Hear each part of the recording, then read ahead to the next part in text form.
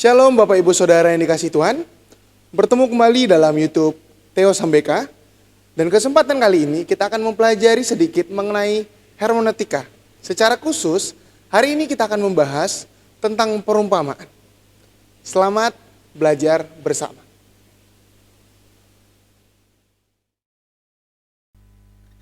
Pada kesempatan kali ini, kita akan belajar mengenai perumpamaan. Bila di video pertama saya tentang hermeneutika, kita sudah belajar tentang lex talionis, hari ini kita akan secara spesifik sedikit kita akan membahas tentang perumpamaan yang ada di Perjanjian Baru. Sebagai seorang Kristen, tentu kita bila mendengar kata perumpamaan, sudah barang tentu identik dengan merujuk kepada satu tokoh atau satu sosok, yaitu Tuhan Yesus. Biasanya, seperti yang kita ketahui, Tuhan Yesus menggunakan sarana perumpamaan sebagai salah satu metode mengajar di bait suci maupun dimanapun ia berkhotbah. Sebelum kita masuk untuk mengetahui apa kegunaan perumpamaan, kemudian pembagian perumpamaan, alangkah lebih baiknya kita melihat dulu apa itu perumpamaan.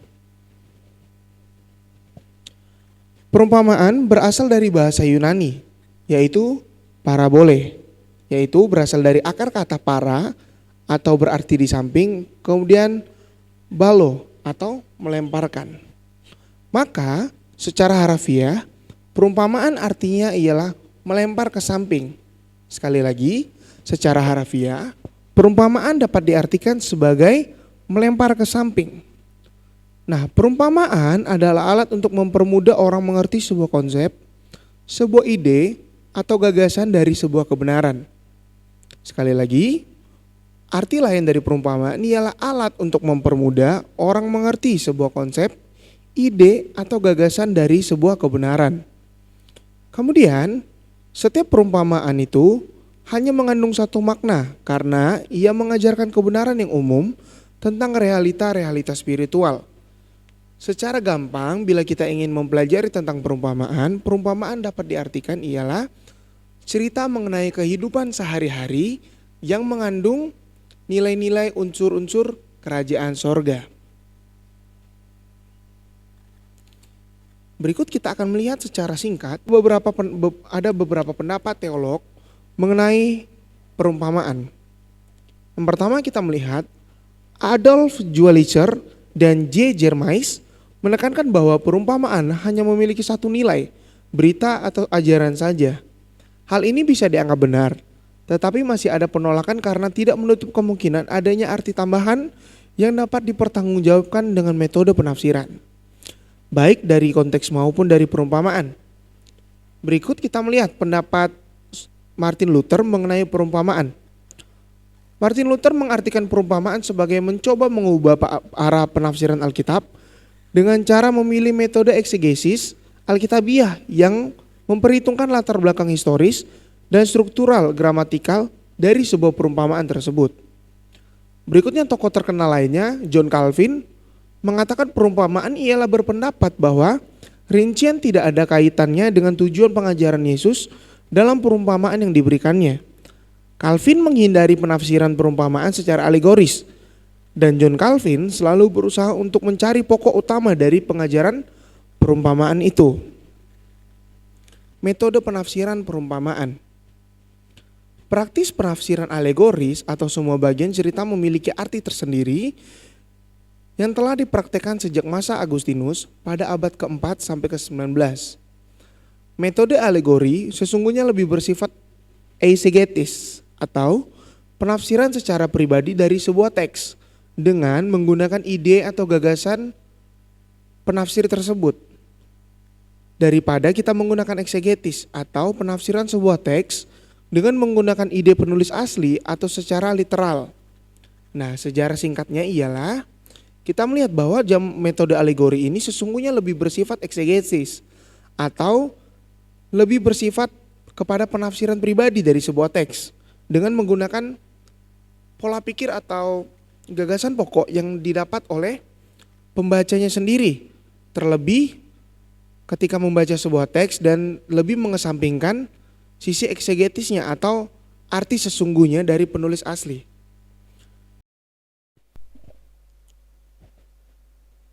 Berikutnya kita akan masuk ke dalam sifat-sifat perumpamaan. Sifat-sifat perumpamaan antara lain seperti yang pertama ialah membumi, kemudian ringkas dan sederhana. Ketiga, memiliki pokok-pokok utama dan pokok sekunder. Berikutnya, adanya repetisi atau pengulangan. Seperti contohnya di Matius 18 ayat 12 sampai 14, yaitu Yesus berkata kepada murid-murid yang ditekankan ialah misi. Kemudian Yesus ulangi di dalam Lukas 15 ayat 1 sampai 7 kepada ahli-ahli Taurat dan orang-orang Farisi, yang penekanannya ialah kepada pertobatan karena adanya sukacita surgawi. Berikutnya kesimpulan pada bagian akhir. Terus adanya keterhubungan dengan pendengar, kemudian eskatologi yang terpusat pada kerajaan Allah. Berikutnya adalah mengandung etika kerajaan Allah. Berikutnya Allah dan keselamatan di dalam perumpamaan. Dan yang terakhir adalah pembalikan pengharapan. Nah, itu adalah sifat-sifat perumpamaan yang Yesus ajarkan. Berikutnya kita akan melihat gaya bahasa di dalam perumpamaan. Perumpamaan Tuhan Yesus dapat dikelompokkan berdasarkan gaya bahasanya. Di antaranya ialah yang pertama ialah kiasan sederhana. Seperti contoh yaitu kerajaan Allah seperti ragi di dalam Matius 13 ayat 13. Yang kedua adalah metafora sederhana. Contohnya ialah jangan buang mutiara di depan babi. Itu terdapat dalam Matius 7 ayat yang ke-6. Berikutnya ialah cerita sederhana. Contohnya ialah kerajaan Allah seperti seorang pemilik tanah yang keluar pada pagi hari di dalam Matius 20 ayat 1 sampai 16. Berikutnya ialah cerita metafora. Contohnya ialah perumpamaan tentang anak yang hilang. Itu terdapat di dalam Lukas 15 ayat 11 sampai 32. Dan yang terakhir ialah cerita contoh. Contohnya perumpamaan orang Samaria yang baik hati. Itu terdapat di dalam Lukas 10 ayat 25 sampai 37. Nah,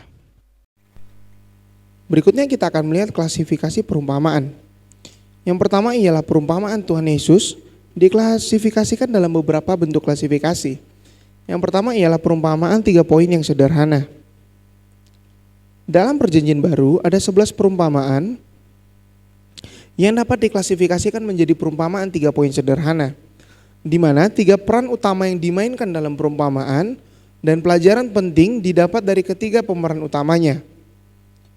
Ketiga peran utamanya ini adalah seorang tuan yang menggambarkan Allah, dan berikut ada 2 orang hamba yang menggambarkan 2 manusia yang sifatnya bertolak belakang, di mana ada yang menerima dan ada yang menolak.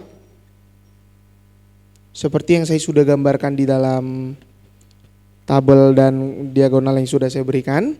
Contoh yang saya ambil ialah ada di Matius 24 ayat 45 sampai 51. Di situ ada juga contoh di dalam Lukas 12 ayat 42 sampai 48. Yaitu tentang perumpamaan ada bapa, kemudian hamba yang baik, kemudian ada hamba yang jahat.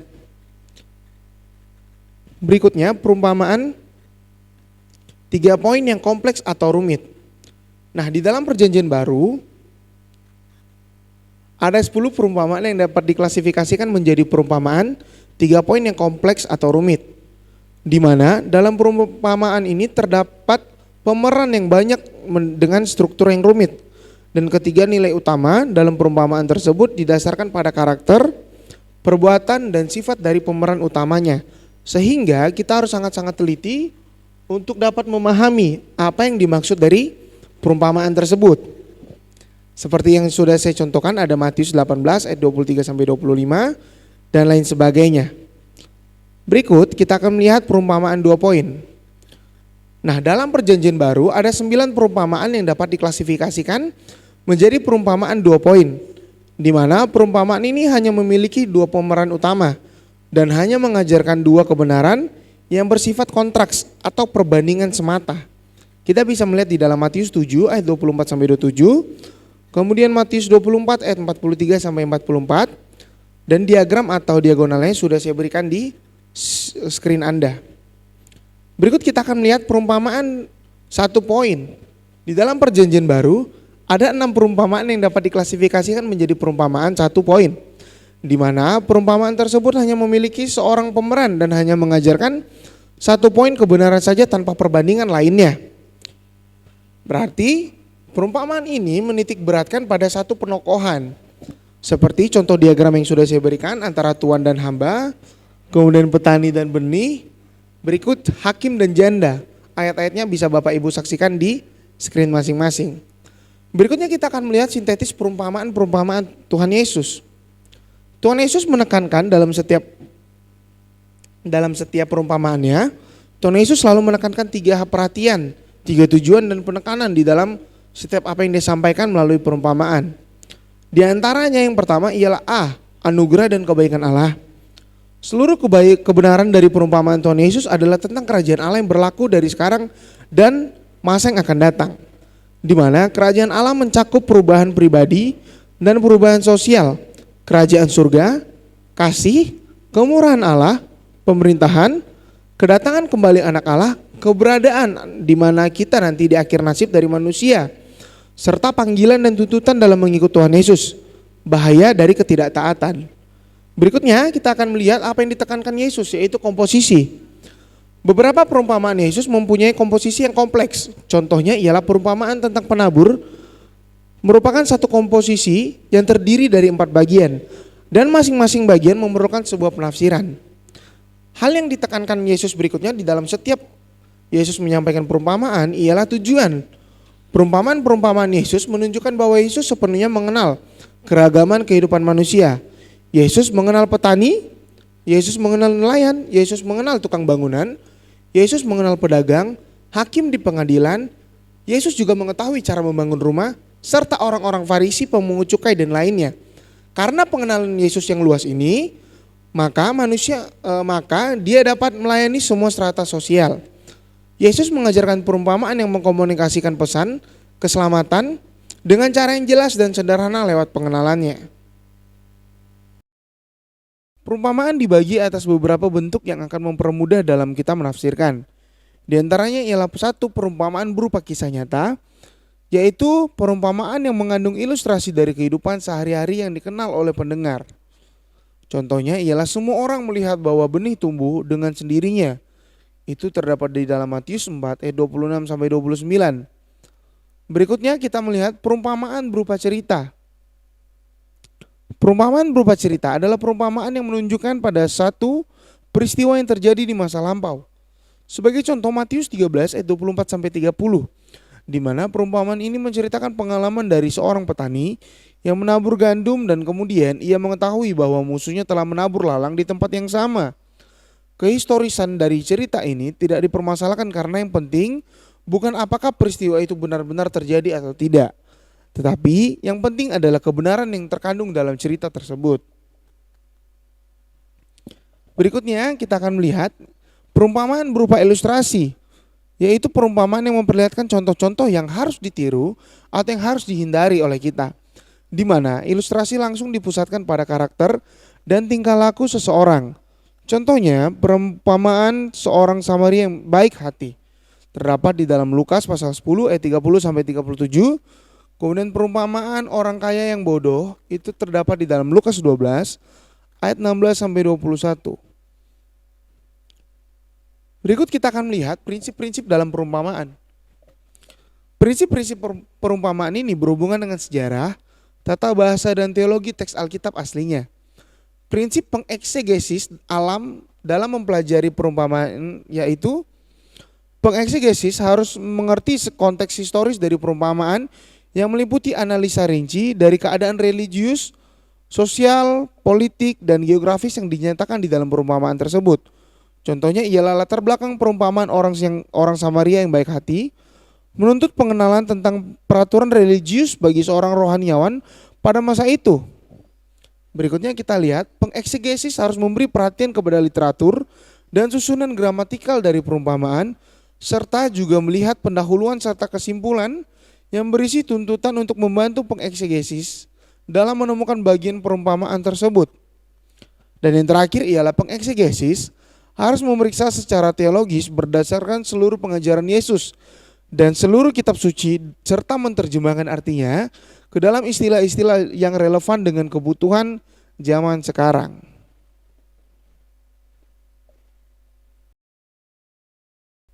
langkah-langkah menafsir dan mengaplikasikan perumpamaan Tuhan Yesus. Langkah-langkah menafsir perumpamaan yaitu diantaranya, bacalah dan pahami perumpamaan itu sebagai cerita secara komplit dan lengkap. Kemudian berusahalah untuk kita mencari tahu atau kita memahami perumpamaan itu di dalam konteks mula-mula. Jadi kita harus melihat apa yang terjadi sebenarnya di dalam konteks ayat tersebut. Kita harus melihat secara lengkap, kilas balik, apa yang menjadi peristiwa pada saat perumpamaan ini ada. Berikut ialah berusaha untuk memahami perumpamaan itu dalam konteks Injil tempat perumpamaan itu ditulis. Berikutnya, berusahalah untuk menerjemahkan dinamika atau isi perumpamaan itu ke dalam situasi modern, kontemporer, dan masa kini. Seperti yang biasa kita dengarkan di dalam khotbah hari Minggu, biasanya pengkhotbah biasa menggunakan perumpamaan sebagai bahan khotbahnya. Pengkhotbah itu pasti melihat dan mengukur ke dalam situasi modern saat ini dan relevansinya masa kini.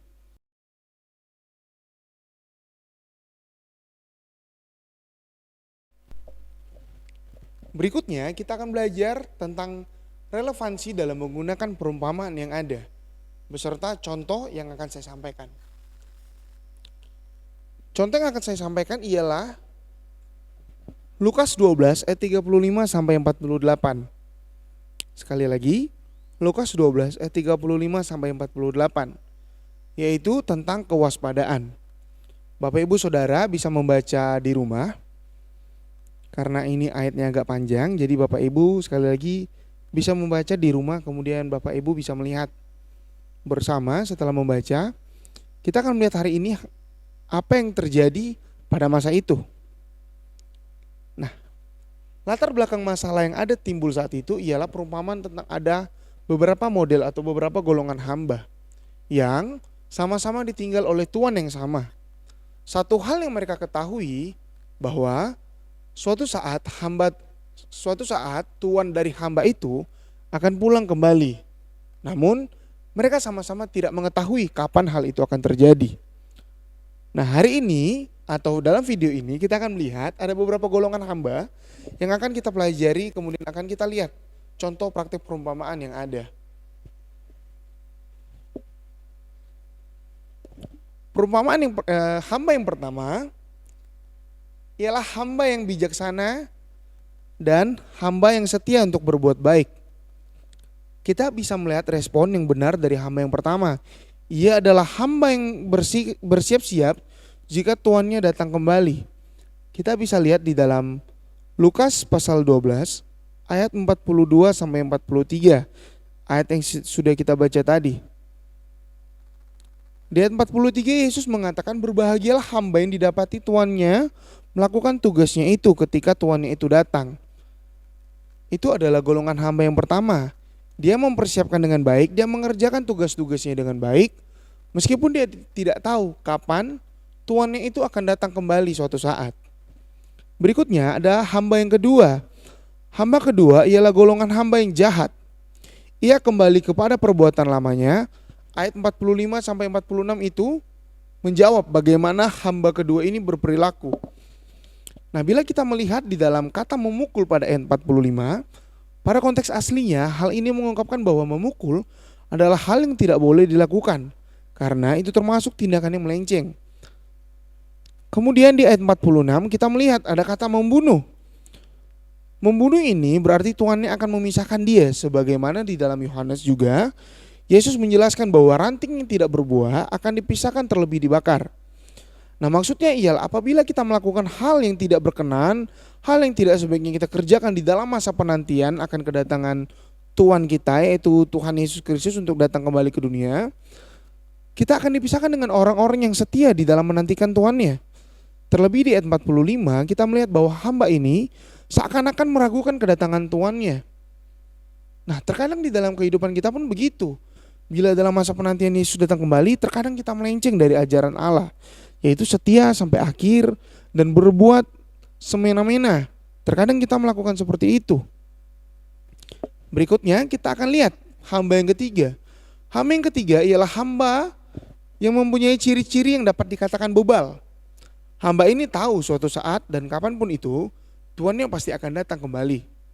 Nah, namun dalam masa menantikan tuannya datang itu, ia tidak hidup sesuai dengan apa yang ia ketahui, yaitu bersiap dengan segala tugas dan pekerjaannya dalam masa menanti kedatangan tuannya tersebut. Kebanyakan mungkin dari kita pada hari-hari ini merasa santai-santai saja menjelang kedatangan Yesus. Malahan kita sebagai orang Kristen cenderung untuk sekedar mengetahui namun tidak melakukan hal yang kita percayai, hal yang kita ketahui tersebut. Nah, kita melihat hamba yang terakhir ialah golongan yang sebenarnya tidak tahu apa yang harus ia kerjakan di dalam masa penantiannya. Nah, jangan sampai dalam kehidupan kita sehari-hari ini, dalam masa menantikan Tuhan datang kembali, kita tidak mengerti apa yang kita lakukan. Atau bahkan di sekeliling kita masih ada orang yang tidak mengetahui tentang Tuhan yang kita sembah, tentang Tuhan yang kita puja, tentang Tuhan yang kita datang ketika kita berdoa. Sebenarnya orang-orang seperti itu adalah tanggung jawab kita untuk kita bisa kenalkan ke dalam ajaran Tuhan Yesus Kristus. Nah, kita melihat ada 4 ciri hamba yang sudah saya sebutkan. Yaitu hamba yang pertama adalah hamba yang begitu setia dan bijaksana. Kemudian hamba yang kedua adalah hamba yang sangat-sangat jahat. Hamba yang ketiga ialah hamba yang bebal. Kemudian keempat ialah hamba yang tidak mengerti apa yang harus ia kerjakan. Nah, bagaimana yang harus kita kerjakan dan apa yang harus kita kerjakan untuk kita bisa menjadi hamba yang pertama, itu hamba yang setia dan bijaksana. Cara untuk menjadi hamba pertama ialah mencintai akan kebenaran firman Tuhan. Hal ini merupakan sebuah hal yang harus dan wajib kita laksanakan. Yaitu apa? Mencintai akan kebenaran firman Tuhan. Karena iman itu timbul oleh pendengaran. Kemudian kita bisa merasakan kasih Tuhan ke dalam kehidupan kita. Kita bisa melihat, dan seharusnya ketika kita mengetahui akan hal itu, seharusnya kita semakin mencintai kebenaran firman Tuhan, terlebih mencintai pribadi Tuhan itu sendiri. Berikutnya, kita harus melaksanakan 3M, yaitu membaca, merenungkan, serta melakukan kebenaran firman itu. Kita harus membangun hubungan yang baik, kita harus membangun hubungan yang benar di hadapan Tuhan, sehingga apa? Ketika kita membaca, kita merenungkan kebenaran firman Tuhan, dan kita akan melakukan kebenaran itu di dalam kehidupan kita sehari-hari. Terlebih, orang akan melihat kita, orang akan menilai kita dari bagaimana cara kita berlaku.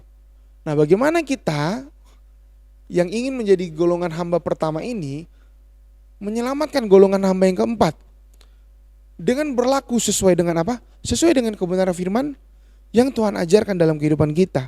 Caranya bagaimana kita bisa melakukannya? Yaitu membaca, kemudian merenungkan serta melakukan kebenaran firman itu.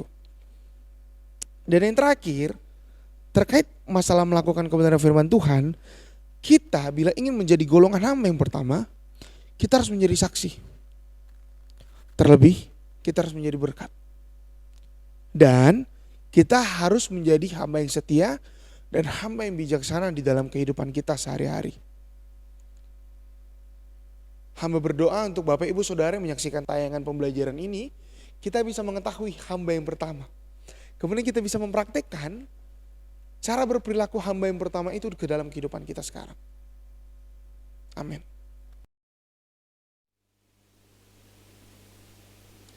Sekian materi yang bisa saya sampaikan mengenai perumpamaan. Silakan Bapak Ibu Saudara memencet tombol like, kemudian Bapak Ibu Saudara ingin share. Kurang dan lebihnya saya mengucapkan terima kasih, kiranya apa yang sudah saya bagikan menjadi berkat untuk kita semua. Tuhan Yesus memberkati.